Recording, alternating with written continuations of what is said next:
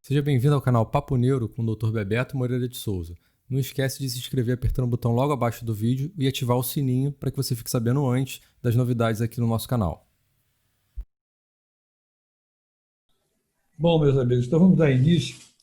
Eu estou trazendo o Dr. Maurício Farrés e eu vou pedir que ele mesmo se apresente e faça um resumo de como ele, o grupo dele, como desenvolveram isso e onde o que eles já têm de experiência e onde é que eles pretendem chegar.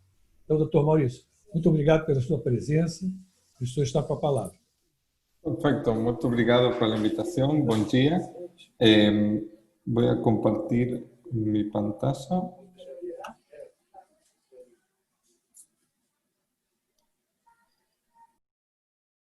Ahí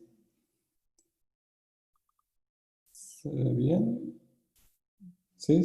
¿Se ve bien mi pantalla? Perfeito. Estamos vendo bem, tudo bem. Sim, perfeito. Bien. Bueno, mi nombre es Mauricio Fares, yo soy un neurologista, maestre en salud pública y voy a contar nuestra experiencia con segmentación volumétrica con inteligencia artificial.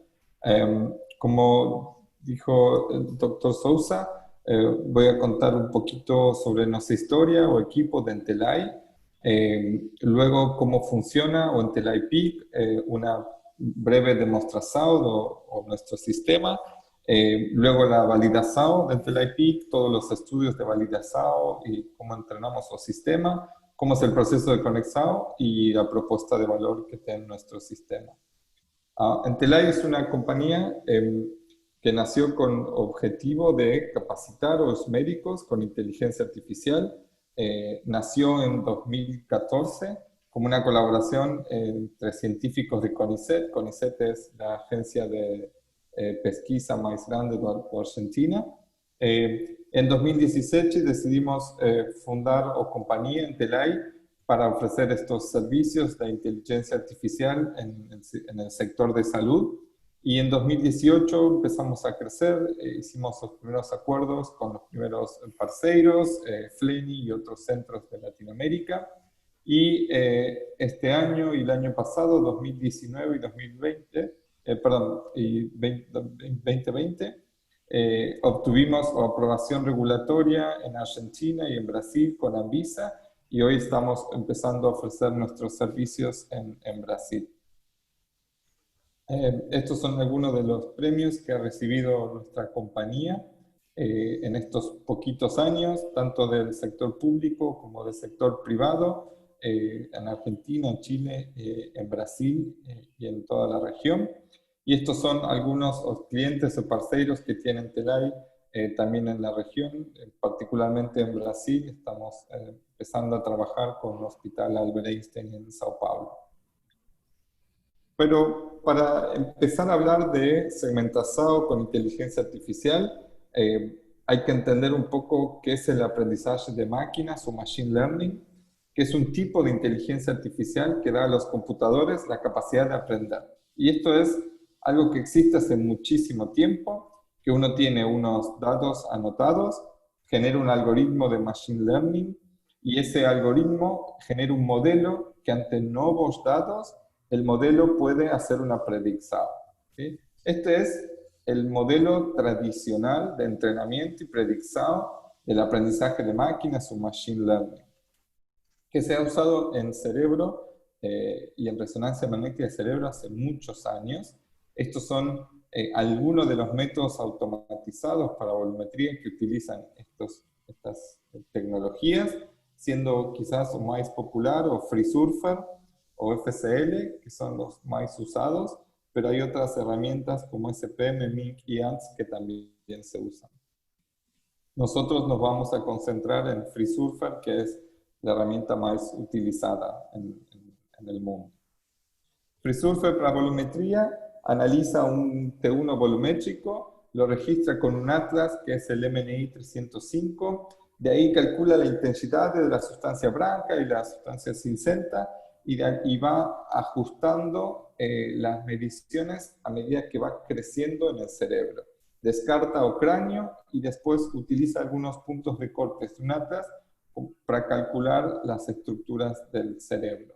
De esa manera define los límites de la sustancia branca y la sustancia ciscenta y de esa manera permite detectar el volumen del cerebro.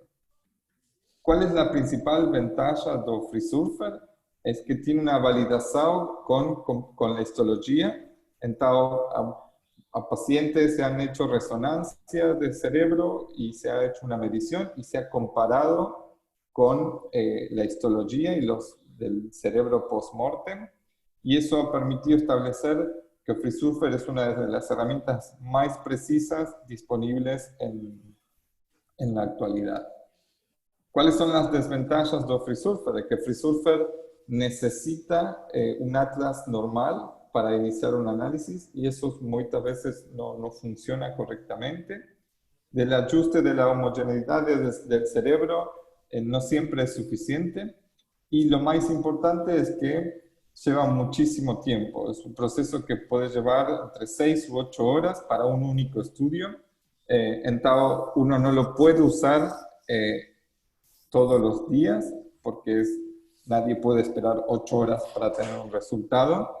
Y que el procesamiento de las imágenes generalmente requiere descargar la imagen, correr un comando, con lo cual se necesita que el radiologista pueda programar o tener un tipo de conocimiento particular. Entonces, estas desventajas hacen que FreeSurfer no sea utilizado más allá para alguna pesquisa particular o para investigadores puntualmente, pero no en el radiologista trabajando día a día revisando resonancias del cerebro. Además de esto, hay otros métodos para medir los lesados desmielinizantes, que es otra que se utilizan, que pueden ser métodos, los más populares son el LCT y el LGA, que son las herramientas más usadas para medir el volumen de las lesados desmielinizantes. Pero esos son los métodos tradicionales, antiguos. Últimamente todo el mundo está hablando de inteligencia artificial o deep learning o aprendizaje profundo, que está basado en una tecnología descubierta hace mucho tiempo, en 1962, que obtuvieron de hecho un premio Nobel en 1981, y que está basado en la percepción visual que tienen los animales, incluido el ser humano. Estos investigadores generaron unas redes neurales que están inspiradas en el sistema visual. Utilizaron gatos para eso, en el cual descubrieron que distintas formas de luces activaban distintas neuronas. Y de esa manera pudieron entender que había distintas formas, distintas capas que se activaban hasta distintos estímulos y que la combinación de esos estímulos es lo que generaba la representación de la imagen. Y este fue un descubrimiento muy importante, ganó un premio Nobel y que es la fundación y la base de toda la tecnología que hoy conocemos como redes neurales convolucionales. Convolución es un filtro, ¿sí? Cuando nosotros vemos 3 cachorros, la máquina ve números y esos números tienen una relación con la intensidad del color en la imagen. Entonces, las redes neurales convolucionales aplican convoluciones o filtros sobre esos números que ven en la imagen. Entonces, por ejemplo, si yo tengo que detectar una línea curvada, esa línea curvada en realidad es una convolución o un filtro que tiene un número en relación con la intensidad de la imagen, ¿sí? Si es blanco, el número es 0, más si es negro o cinzenta, el número es un número de 0 a 100. En este caso son 30. ¿Sí? Si yo aplico este filtro para detectar una línea curvada, según dónde lo aplique en la imagen, voy a activar a esta neurona o no. Entonces, si yo quiero detectar la cauda del ratón y quiero detectar esta línea curvada, si yo aplico o filtro la neurona en esta parte de la cauda, mi neurona se va a activar. Más si el filtro se aplica sobre la cara del rato, no se va a activar. Entonces, por ejemplo, aquí tenemos que el filtro se posa sobre la cauda del ratón, aplica el filtro de la línea curvada y efectivamente la multiplicación de 50 por 30, 50 por 30, va a llevar a un número largo y esa neurona se va a activar. Más si el filtro no pega en la cauda del ratón, se van a multiplicar 0 por 0. ¿Sí? Entonces, esa neurona no va a tener un número alto y esa neurona no se va a activar. Es decir, que este filtro me va a detectar solo la cauda del rato, más no la cabeza. ¿Sí? Y de esa manera voy a poder construir una red convolucional. Este concepto que parece sencillo es la fundación de este tipo de tecnologías. Entonces, lo que pasa luego es que en estas redes neuronales, a medida que se van aplicando estos filtros y se van haciendo más complejos, como hace el cerebro humano, eventualmente permite decir que eso que está viendo es un gato y no un cachorro, por ejemplo, un perro. Y esto entonces es el concepto clave de aprendizaje profundo o deep learning. Es una conjunción sucesiva de redes neuronales que pueden ir abstrayendo información y de esa manera transforman las representaciones en algo mucho más abstracto. ¿Cuáles son las ventajas del aprendizaje profundo? Que tradicionalmente con los modelos de FreeSurfer o las técnicas de aprendizaje maquinal tradicionales, uno tiene que seleccionar variables para incluir en su modelo. ¿Sí? Y eso lleva mucho tiempo, tengo que decir que tal variable es importante y tal no, y está muy distorcido por humanos. Por ejemplo, si yo digo que para diferenciar un gato me tengo que fijar en la orella, puedo confundir eso con un perro y puedo agregar un sesgo a un modelo. Y eso además lleva mucho tiempo. Entonces, los modelos de aprendizaje tradicional son modelos muy lentos y con muchas distorsiones por los investigadores. En cambio, en los modelos de aprendizaje profundo, y por eso la revolución de esta tecnología, si uno tiene unos buenos datos, no necesita seleccionar absolutamente nada, porque el algoritmo de aprendizaje en profundo lo hace automáticamente. Y eso ha sido lo que ha transformado esta tecnología en los últimos 4 o 5 años. Es decir, no tengo que seleccionar, no tengo que curar tanto los datos, sino que la inteligencia artificial hace eso por mí. ¿Y cuál es el objetivo del análisis de imagen médicas usando inteligencia artificial? Hay un montón de opciones y es algo muy complejo, pero en resumidas cuentas, lo más importante, y creo que todos los que trabajamos en esta industria tenemos como objetivo es que el médico, radiologista, patologista, especialista que use inteligencia artificial tenga un mayor rendimiento en su trabajo. ¿Sí?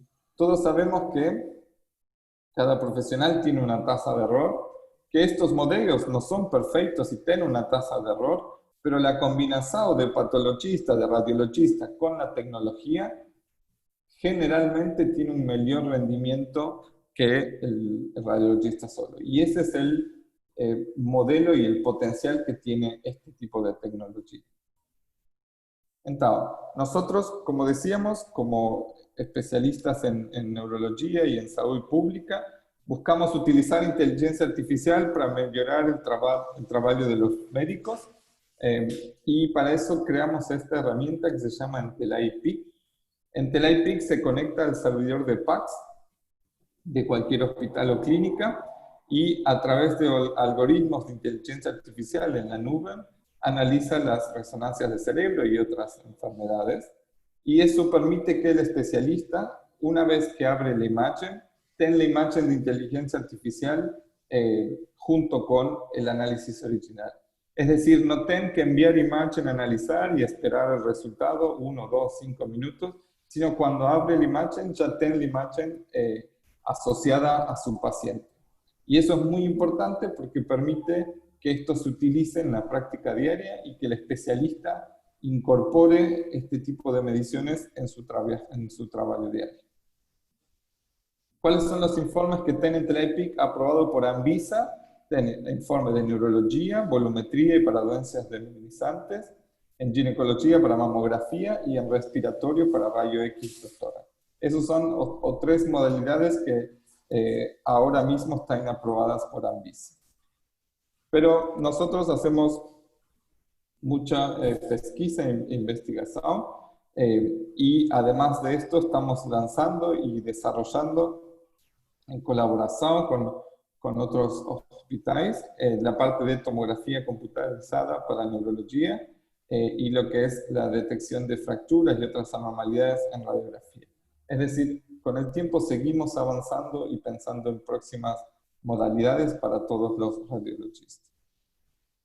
En cuanto a resonancia de cerebro y en cuanto a la medición volumétrica del cerebro, hay la situación actual es que solo el 20% de la atrofia es detectada por los especialistas en resonancia magnética.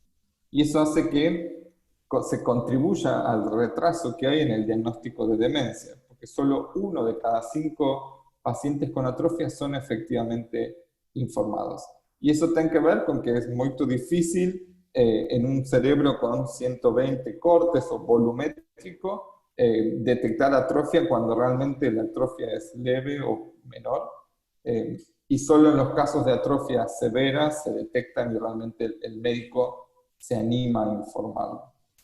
Y hay que tener en cuenta que la reducción del volumen del cerebro, en particular del volumen hipocampal, tiene una fuerte asociación con la progresión a demencia o demencia.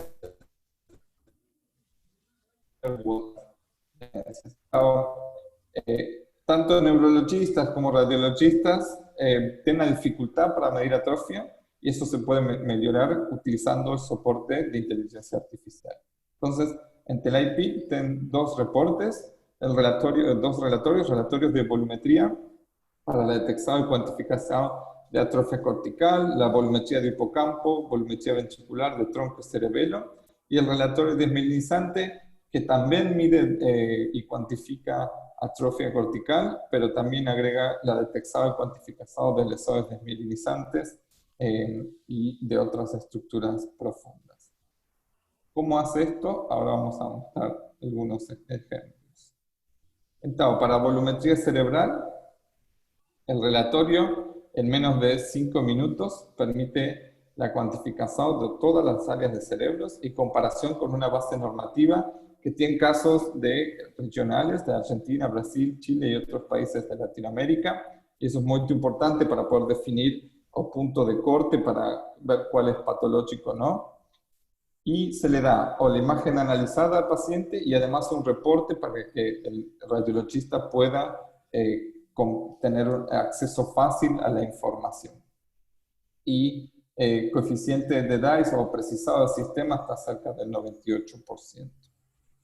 Entonces, para la detección y la cuantificación de atrofia cortical, este es un ejemplo de reporte que ahora le voy a mostrar más en detalle, pero el sistema analiza y dice que este paciente, por ejemplo, tiene una disminución del volumen de sustancia 60 cortical, señala la zona donde está principalmente esa atrofia y además permite señalar si hay atrofia en hipocampo, en este caso no es el caso, el sistema ventricular y en el tronco encefálico. Es decir, radiologista muy sencillo, primera página, en el resumen de lo que el sistema encontró, que puede utilizar, copiar y pegar en su propio reporte.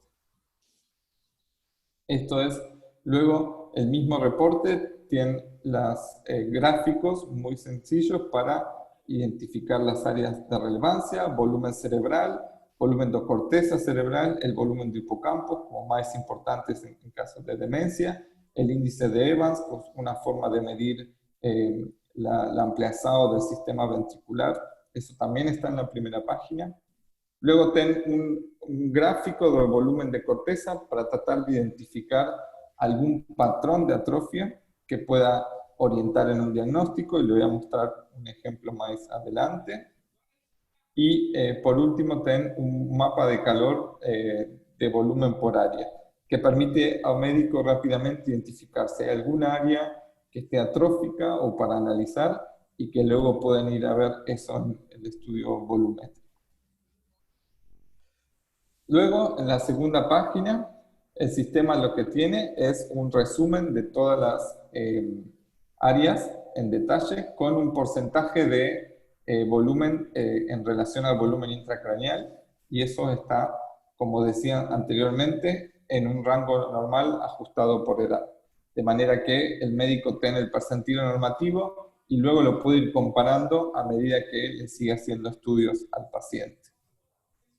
Esto es, como decía, un ejemplo de un paciente control que no tiene ninguna atrofia, ninguna alteración, y está en relación con la mediana de la población normal.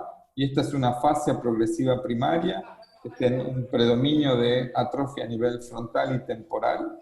Y esto es una demencia de tipo Alzheimer avanzado, en donde la atrofia es global y no solo regional, como es en el caso de la fascia progresiva primaria.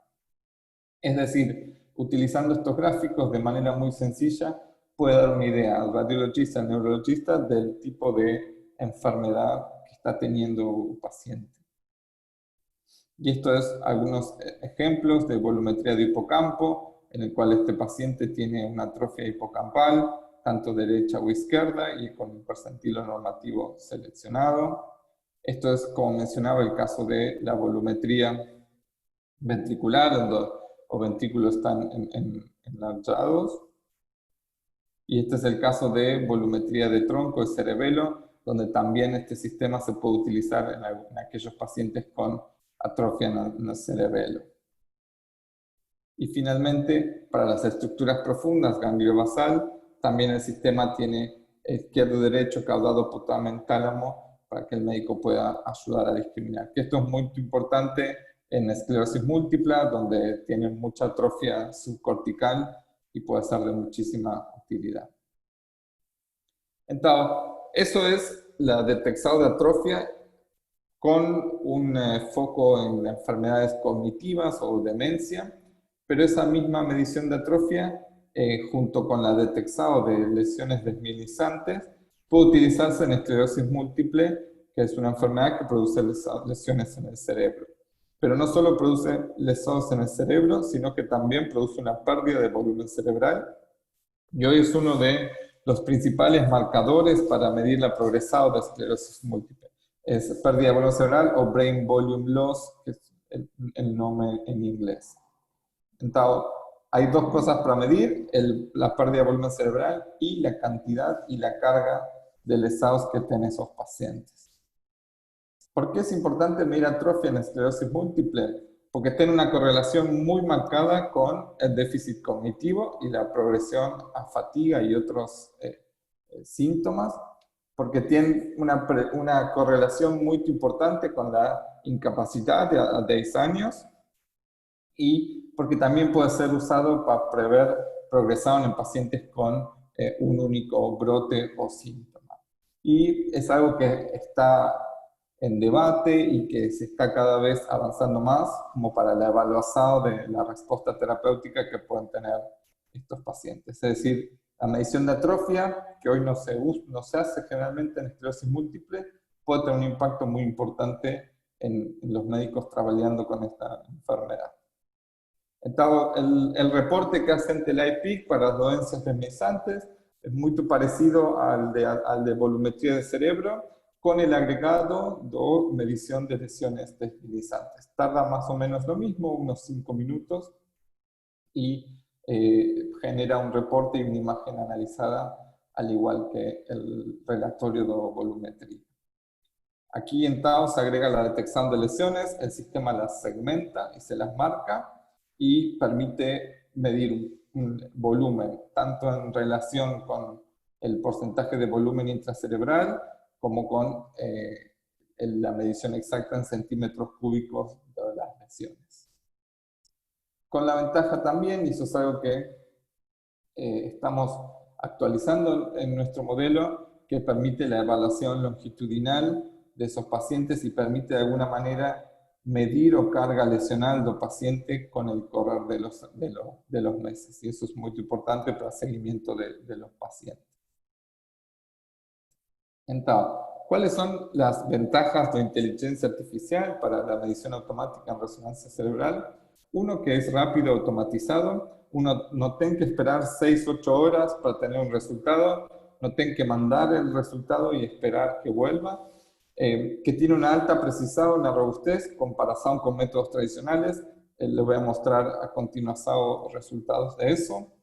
Que tienen resultados fáciles de interpretar para el médico especialista, tienen gráficos, tienen resumen de información resumida, que permite la cuantificación del volumen de esas lesiones en el caso de esclerosis múltiple, y la posibilidad de comparar esta imagen con una base normativa local, ¿sí? Con estudio con pacientes de Brasil y de la región, no pacientes de Europa o de América. Y que es muy fácil de implementar en gran escala y tiene un bajo costo. Al estar integrado, el costo de la solución es muy accesible para utilizar a gran escala. ¿Cuáles son los requisitos que se necesitan para utilizar esta solución? Bueno, tener un equipo de resonancia 1.5 o 3 Tesla, eso es como el mínimo recomendable de resolución. Una bobina de cerebro con más de 8 canales y obviamente poder generar una secuencia 3D o volumétrica, tanto de T1 sin contraste como de FLAIR Cube o FLAIR volumétrico. ¿Cuáles son las preguntas más frecuentes cuando se utiliza este tipo de tecnología? Como decía, bueno, ¿qué tipo de estudios utiliza? Que ya los mencioné anteriormente, es un T1 sin contraste y un T1 sin contraste y un volumen FLAIR para segmentación de lesiones. ¿Qué pasa con artefactos?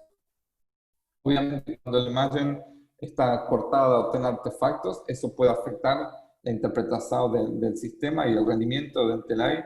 Entonces hay que tener mucho cuidado cuando uno tiene una imagen de baja calidad porque puede afectar el rendimiento del sistema. Y si uno quiere comparar pacientes con imágenes previas, nuestro sistema tiene una buena robustez para comparar distintos equipos, pero obviamente hay que tener en cuenta que la variabilidad es prácticamente nula o cero cuando el estudio se hizo en un mismo equipamiento. Bueno, le voy a mostrar algunos ejemplos.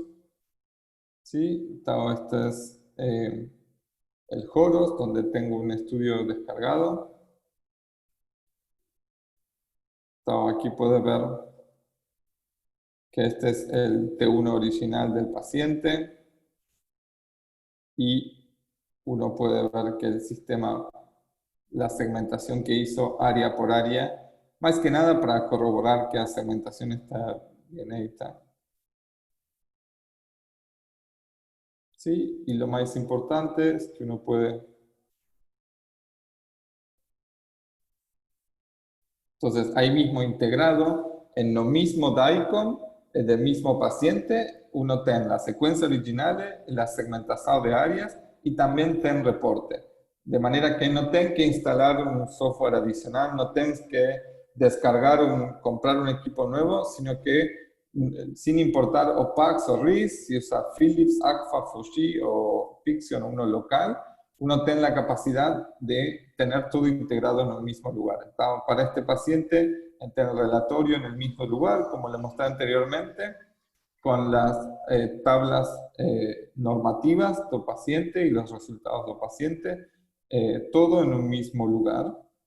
Entonces, si voy a ver otro ejemplo, este es un caso de atrofia cortical, en donde tengo también el T1 con la segmentación de áreas hechas por Enterai PIC y el relatorio aquí. Un segundo. Pido disculpas, mi crianza está llorando, pero es el work from home home office ten esas cosas. Entonces, aquí también el relatorio puede mostrar y señalar que este paciente tiene atrofia en corteza parietal o frontal derecha y también corteza temporal, si tiene una atrofia global y después sin aparentemente alteraciones en otras áreas, pero esto está resumido e integrado en la misma información del paciente. ¿Cómo desarrollado y cómo validamos o en la IP? Hay dos consideraciones. Una es, obviamente, la aprobación regulatoria, que es importante tener aprobación regulatoria y poder trabajar con Anvisa o todas las agencias regulatorias de Latinoamérica. Y después eso, triple control de calidad que hacemos en la IP. Y eso son tres partes. Una es el desarrollo o desenvolvimiento interno, otra es un control externo independiente que hacemos de nuestros algoritmos, y lo más importante para nosotros es que nosotros testeamos y validamos nuestra herramienta con las propias imágenes del cliente. A veces diferentes equipos o configuraciones o diferentes tipos de pacientes pueden afectar la calidad de algoritmos. Entonces nosotros tomamos un conjunto de imágenes pequeño al inicio de instalación y nos aseguramos que nuestros algoritmos con sus imágenes tienen un rendimiento al menos igual o mejor que el que está aprobado por Anvisa. Estos son algunos resultados de un test set externo, más 500 resonancias de pacientes, en donde tenemos hacer segmentación de cerebro. Este es el coeficiente de DICE. Entonces, 1 es lo mejor, 0 es malo, malo. Y acá esta comparación con FSL, que es otra herramienta similar, utilizando como gol estándar siempre el FreeSurfer. Entonces, aquí vemos que el rendimiento en TELAI es comparativamente superior a FSL. También tenemos datos de CAT12, que es otra herramienta utilizada. Esto es en cuanto a la precisión. Y en cuanto a la robustez, aquí hicimos una pesquisa en la cual 16 personas fueron a distintos resonadores, al mismo resonador, pero mismo día, distinto día. Entonces, aquí a la izquierda, ten mismo día, mismo escáner, y vemos que el FreeSurfer o Gold estándar, y esto es coeficiente de variación, entonces, mientras más alto, peor. Y aquí vemos que NTLA-IP es comparable con FreeSurfer y que funciona también en comparación o mejor con CAT12 FSL para mismo día, mismo escáner. Si cambiamos el distinto día para mismo escáner, también vemos que NTLA-IP tiene baja variación, es decir, que tiene una medición muy robusta. Y cuando cambiamos, dejamos el mismo día, pero cambiamos el escáner, vemos obviamente que las mediciones son más variables, incluso para FreeSurfer y para CAT y FSL, y cuando hacemos el escenario de mayor variabilidad, que es distinto día, distinto escáner, también vemos que NTLA-IP tiene una variabilidad inferior al resto de las soluciones. Es decir, esta herramienta de inteligencia artificial puede medir con alta precisión y también con buena robustez en distintos equipamientos. Y esa es una de las ventajas que tiene la inteligencia artificial en comparación con métodos tradicionales. Y para enfermedades desmielinizantes, aquí el gol estándar es el radiologista segmentando lesiones, que es el manual. Y aquí comparado entonces el coeficiente DICE de los radiologistas con el NTLA-IP versus LGA y LPA, que son otras subsoes que se usan para dolencias desmielinizantes. Y aquí nuevamente mostramos que el sistema tiene una precisión comparable con la de radiologista y en muchos casos superior a otras soluciones. Todo esto está resumido en nuestros papers que después puedo compartir. Entonces, ¿cómo se conecta NTLA-IP? NTLA-IP, como dije anteriormente, se conecta a cualquier servidor de imagen. Recibimos archivos DICOM en la nube y os devolvemos imagen procesada en un relatorio de esas imágenes. Cosa que no tienen que cambiar absolutamente nada en su equipo.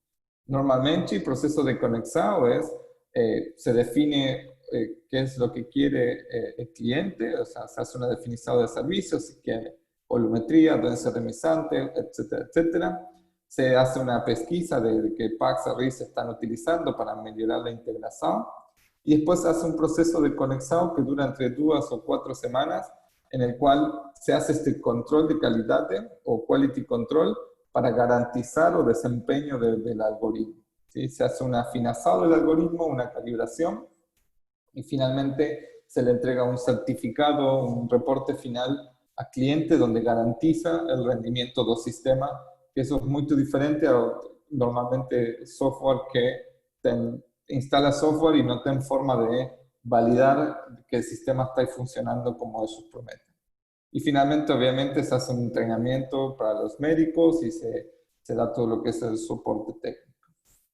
¿Cuál es la gran importancia del control de calidad? Es que garantiza, es la única forma de garantizar la precisión en sus imágenes, que es una buena forma de tener una integración total, no tienen que instalar nada adicional, y que además permite evaluar anualmente el desempeño. ¿Sí? Si uno va a contratar un servicio de inteligencia artificial, es como contratar un fellow o un residente. Uno tiene que evaluar si realmente era tan bueno como prometía o examen de residencia. Entonces, estos servicios son similares, uno tiene que tener la capacidad de evaluar, ajustar, y por eso es muy importante el control de calidad. Otra cosa muy importante en este modelo de servicio de inteligencia artificial es la seguridad de la conexión y la privacidad de los datos. Aquí Entelay hace una red criptografada, VPN, entonces los datos de personas sensibles no llegan a la nube. Nosotros solo tenemos la información de la imagen y eliminamos toda la información confidencial del paciente. De esa manera, cumplimos con la mayoría de los estándares de seguridad como IPA de Estados Unidos, y además hacemos una eliminación selectiva de datos a postprocesamiento. De esa manera, Entelay no tiene información personal de sus pacientes y se asegura a los centros que trabajan con este tipo de solución. Entonces, para resumen, ¿cuáles son las ventajas de inteligencia artificial de este tipo de modelos? Entelay tiene una herramienta, como mostré en los resultados, con una precisión muy buena. Hacer una empresa de servicios de investigadores.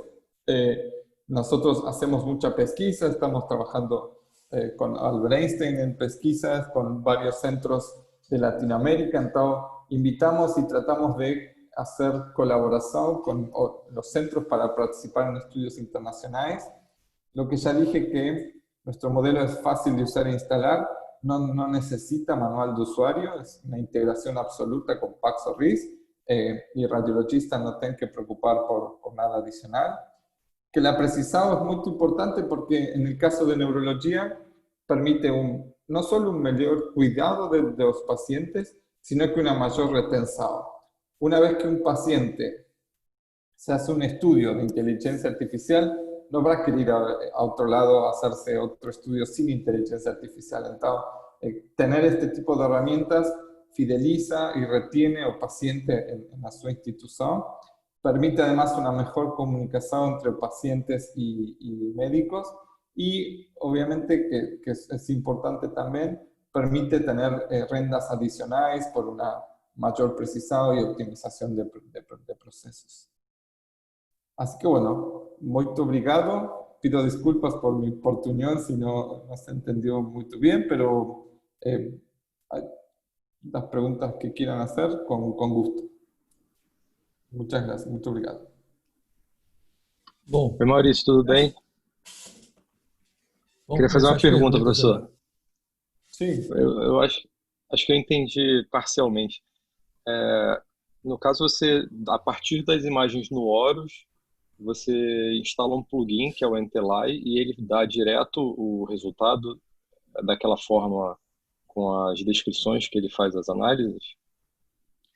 Exactamente. Si você tem configurado un protocolo cognitivo que tiene un T1 volumétrico, por ejemplo, sin contraste, nosotros detectamos eso, y una vez que sale do escáner y llega a PACS, tomamos esa imagen y procesamos o devolvemos.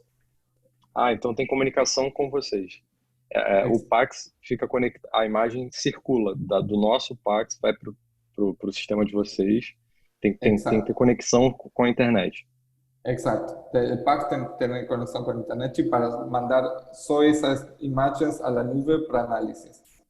E vocês fazem essa conexão via Nodai, como vocês têm acesso direto ao sistema local, ou é uma coisa à parte?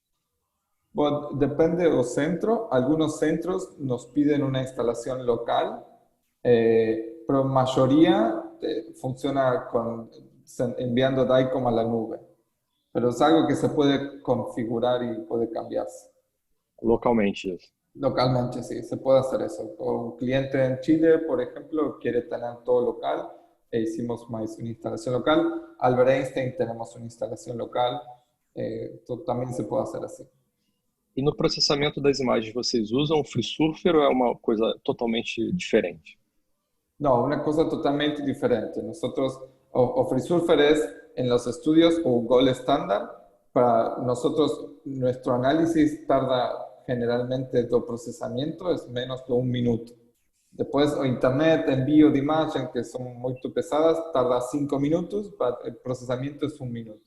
Entonces, tenemos un rendimiento comparable con FreeSurfer en tan solo 1 minuto. Es una ventaja grande. E você consegue justificar isso, tecnicamente, só para a gente poder ter uma ideia, se isso está relacionado só ao Deep Learning ou a alguma característica da imagem específica que vocês conseguem fazer melhor que o FreeSurfer? A ver, no sé si comprendí bien. ¿Podría repetir? Em relação tipo assim, porque o FreeSurfer, por seu padrão standard, ele avalia o sinal de cada estrutura e ele consegue fazer a base de um cálculo muito extenso. Você falou que consegue fazer isso em muito menos tempo. E eu te perguntei, isso é baseado em alguma coisa de deep learning, alguma coisa que você ensinou para a máquina, ela foi aprendendo, foi fazendo cada vez mais rápido, ou isso é alguma coisa diferente do que o FreeSurfer faz, que é essa comparação de sinal?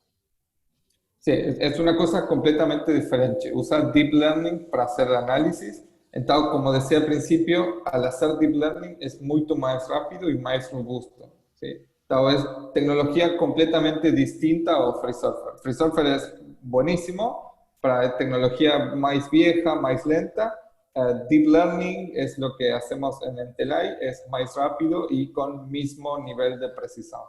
Entendi. Mas a base da avaliação é bem parecida, até igual a do FreeSurfer, desculpa.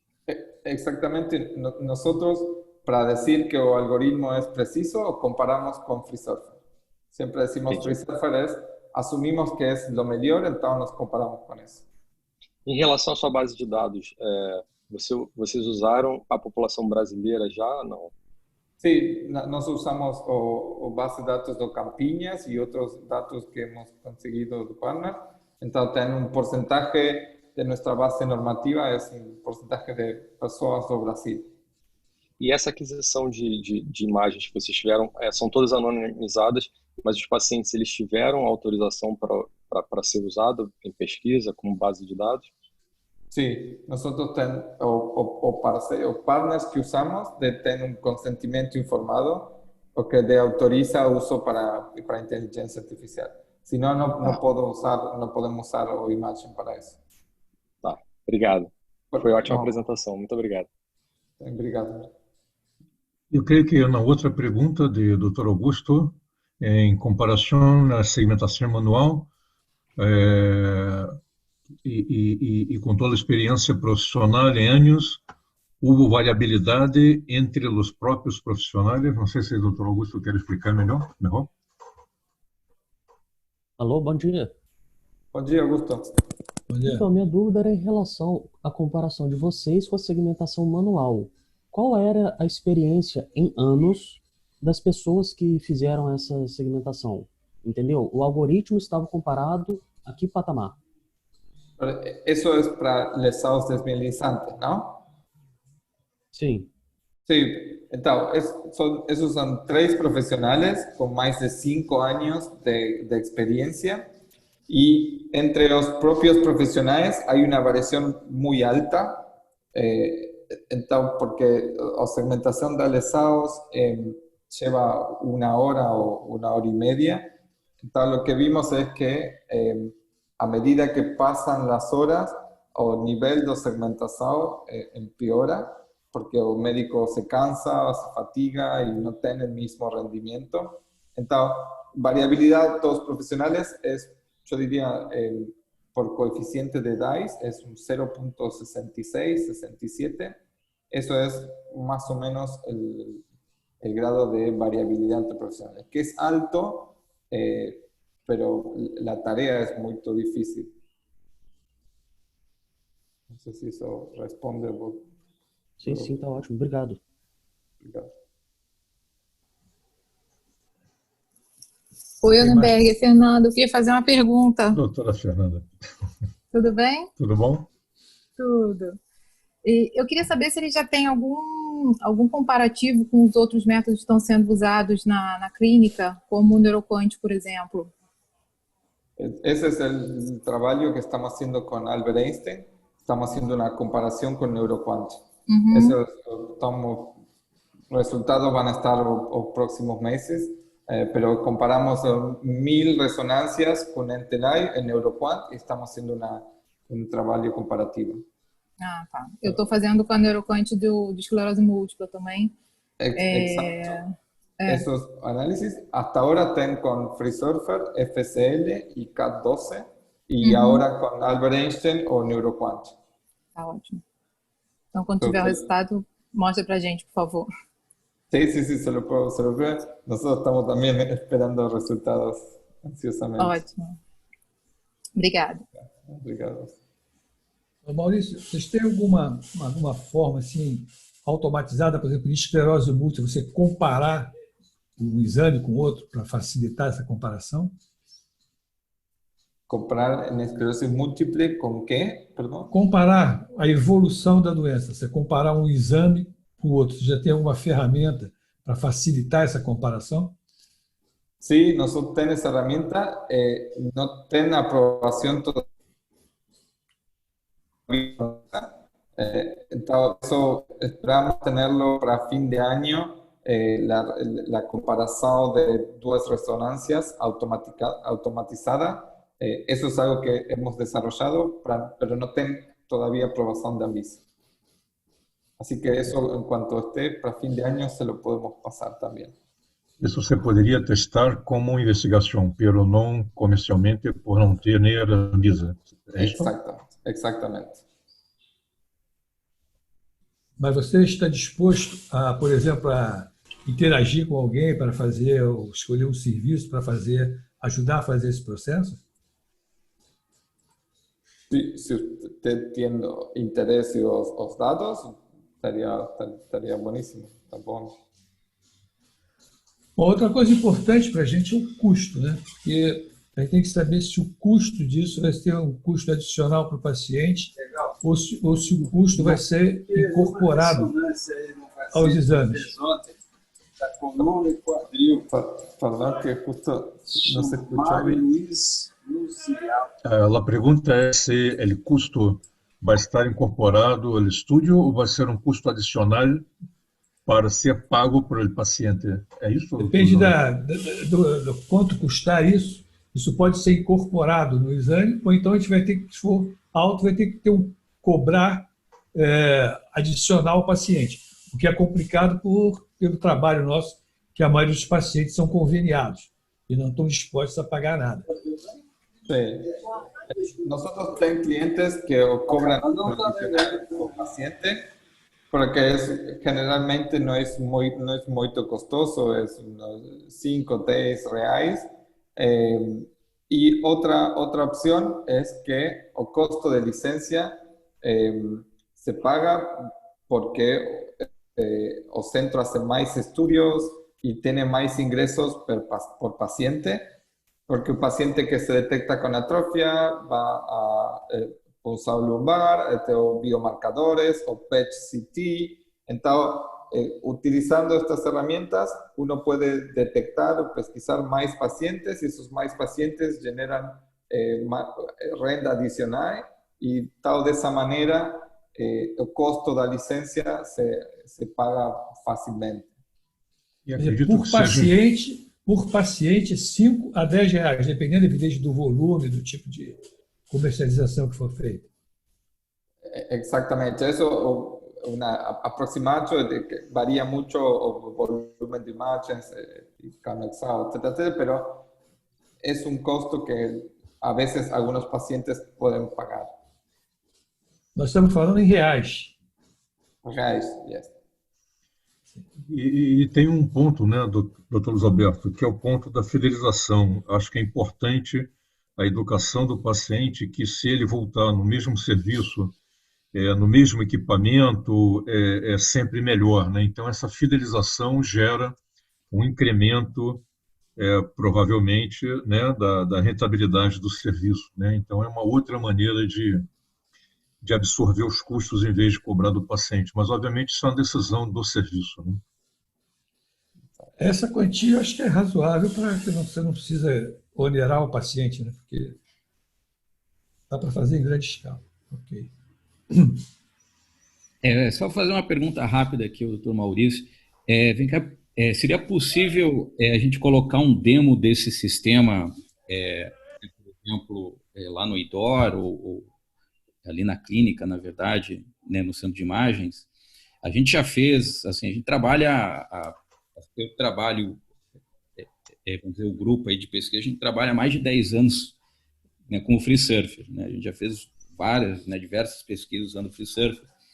O FSL vamos dizer, a ferramenta né, que a gente usa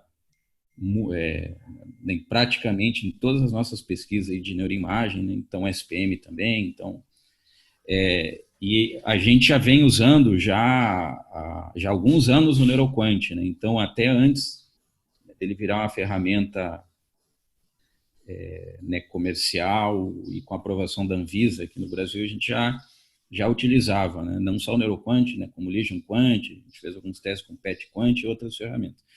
E a gente está sempre avaliando esse tipo de ferramenta e fazendo as nossas comparações. Então, a pergunta mais de ordem prática é se a gente poderia, né, como é que vocês, né, visualizam, né, uma questão da gente validar a ferramenta internamente, utilizar durante algum tempo, né, como é que funcionam as licenças nesse caso, que seria importante, né, a gente fazer a comparação, né, com a base que a gente já tem, com as ferramentas que estão sendo né, desenvolvidas e que, né, nos apresentam, né? Então seria interessante isso.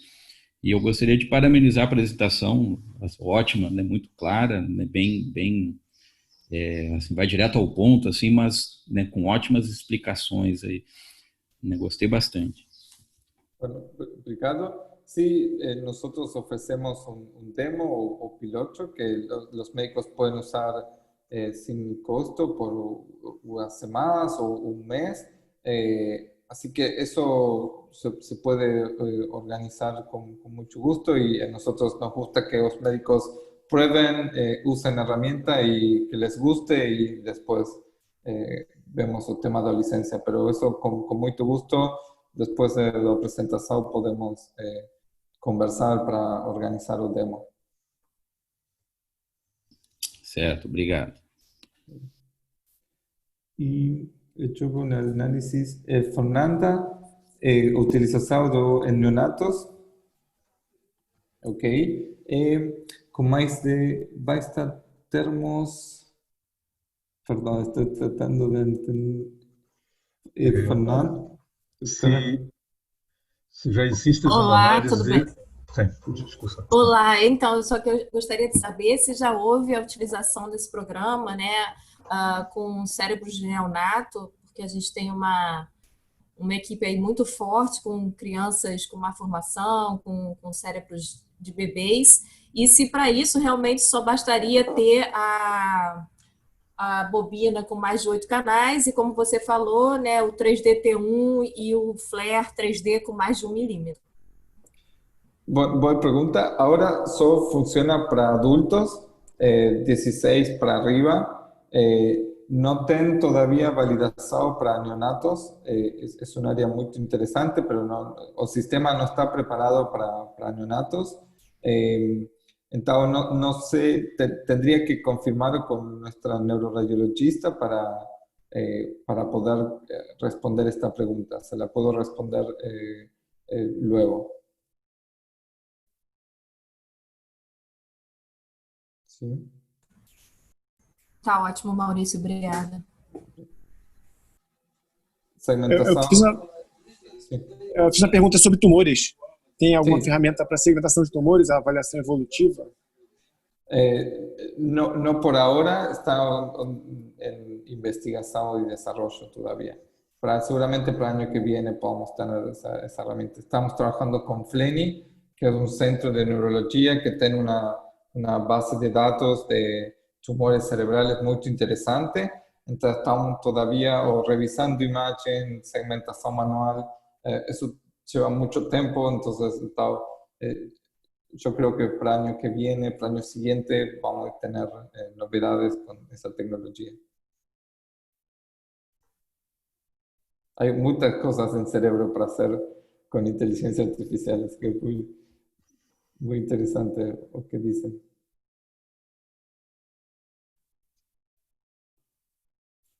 Bueno. Alguém tem mais alguma pergunta? Bom, então eu vou agradecer ao Maurício, foi uma apresentação muito boa, muito esclarecedora, deu margem a bastante perguntas.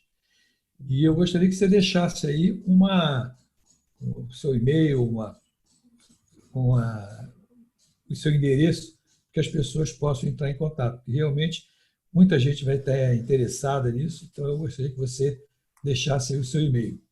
Ahí dejo mi email en el chat y cualquier pregunta o para demo o lo que sea, me pueden escribir a mí. Y no sé si usted también puede dejar su email para cualquier cosa que quieran. Él está en Río. Sí, en Argentina no podemos volar, así que no sé cuándo voy a poder viajar a Brasil, pero estamos en cuarentena. Sim, estou passando minhas informações acá. E... Eu também pongo o meu telefone. Não sei se é possível, Dr. Luiz Alberto, de passar a Maurício a relação de pessoas que participaram com o correio e, se possível, o telefone também. Sim, eu vou trabalhar nisso. Eu vou mandar para ele o que eu tiver de coisa. E também dizer para ele que essa apresentação amanhã vai ser colocada no YouTube, né? Sim, amanhã estará... nossa. Então, talvez tenha muitas perguntas vindouras a partir das pessoas que forem assistindo daqui para frente. Amanhã estará em YouTube. Está aprovado para ir ao YouTube, não? Perfecto, sim. Pode ir para o YouTube? Você está de acordo? Tá, sim, não é problema. Se quiser limitar o tempo, qualquer coisa, tudo bem. Então, Maurício, muito obrigado. Foi um prazer enorme. E muito obrigado. Talvez a gente vai ter você de volta aqui, trazendo algumas novidades para a gente. Um grande abraço. Bom, obrigado a todos aí, obrigado a todos, Roberto. Obrigado. Um abraço a todos. Abraço a todos. Parabéns. Obrigado.